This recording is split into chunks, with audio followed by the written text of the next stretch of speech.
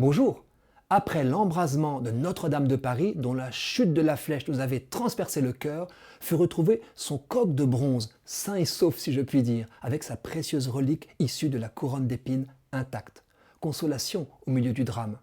L'incendie montra l'attachement de l'humanité à cette cathédrale. Avez-vous noté qu'on redécouvre souvent des joyaux disparus qu'on avait oubliés? L'histoire de ces objets, passant de l'obscurité, d'un grenier, d'un fond de cour ou de l'ignorance, à la lumière, me ravit. À Versailles, l'an dernier, furent ramassés au sol d'un vieux garage les morceaux d'une pendule du XVIIIe siècle réalisée à la demande du roi Louis XV pour l'église Notre-Dame. Sous l'apparence d'un tas de ferraille, elle y dormait depuis 100 ans en 100 pièces détachées. Plutôt que de la jeter quand elle fut en panne, on l'avait remisée. Une pièce est signée, inventée et exécutée par Nicolas Colette, natif de Cologne, horloger à Versailles, 1763. Elle n'a qu'une aiguille. Il paraît qu'à l'époque, nous étions moins soumis à la précision horaire. Comme à chaque redécouverte, notre appréhension du passé s'enrichit. Mais c'est la période obscure des objets retrouvés et l'aventure de leur exhumation qui fascine. En chacun dort un chasseur de trésors.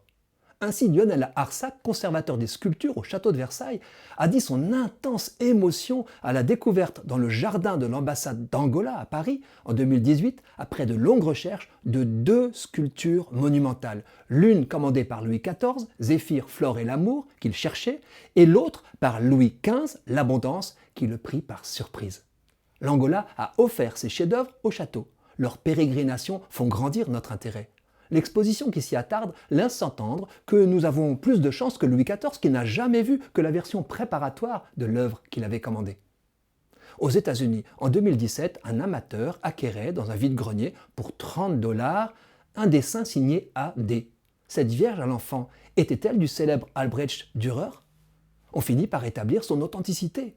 Datée de 1503, elle est estimée autour de 10 millions d'euros. À Strasbourg, en 2016, c'est une gravure sur bronze, une autre Vierge à l'enfant, du même Dürer, que trouva dans une brocante un amateur retraité. Ayant identifié son acquisition dans la liste des œuvres recherchées, il l'a rendue à un musée.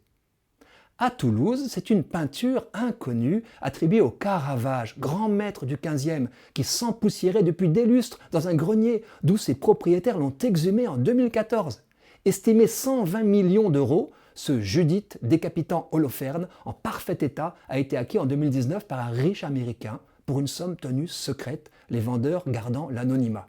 Que de mystère! Avez-vous un grenier à Toulouse? En juillet 2021, un autre tableau daté de 1520 y a été sorti des combles. C'est un ange turiféraire vêtu d'une tunique jaune, peint par Bernard Strigel, dont un autre ange s'expose au Louvre à Abu Dhabi. Le 4 février dernier, lui aussi, a été vendu pour 2,8 millions d'euros, au-delà des estimations. Est-ce la beauté, l'histoire ou le prix de ces œuvres qui nous fascinent? Beaucoup appartiennent au patrimoine chrétien. Leur résurrection est une bonne nouvelle.